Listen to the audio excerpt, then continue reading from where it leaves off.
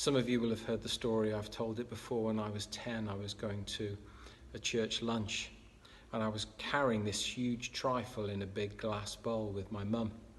And I just happened to say, because these crazy thoughts sometimes enter my head, "Mum, what would happen if I dropped the trifle?" Mum replied, "Well, Wesley, I'd have to pray for grace."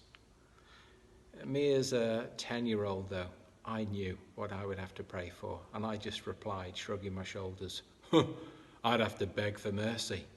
So not even just pray, beg for mercy. Sometimes, that's all we can do. Psalm 80 today is all about begging, pleading for mercy. It's one of these psalms, we've had a number of them recently, where God's people are in captivity. Why are they there? Because of their sin, because of their rebellion, because of their disobedience. And they deserve this from God. And yet all they can plead is God's mercy and his help. Sometimes when we know we've done wrong, we've been found guilty, all we can do is put our hand up and plead for his mercy. There's a verse that's mentioned 3 times. Now, all of God's words, all of the verses are inspired and so are important.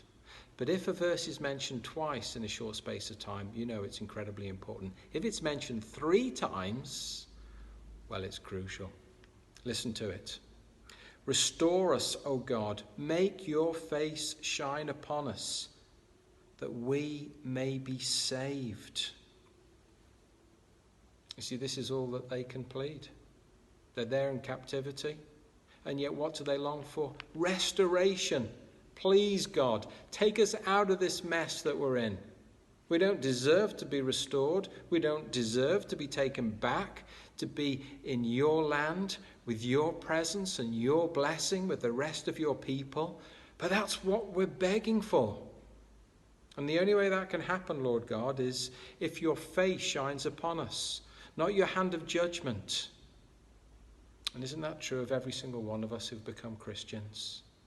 Of course, we had God's hand of judgment on us, and yet remarkably, when we pleaded for mercy, his hand of judgment was taken away, because we were pleading Jesus Christ and what he did for us on the cross.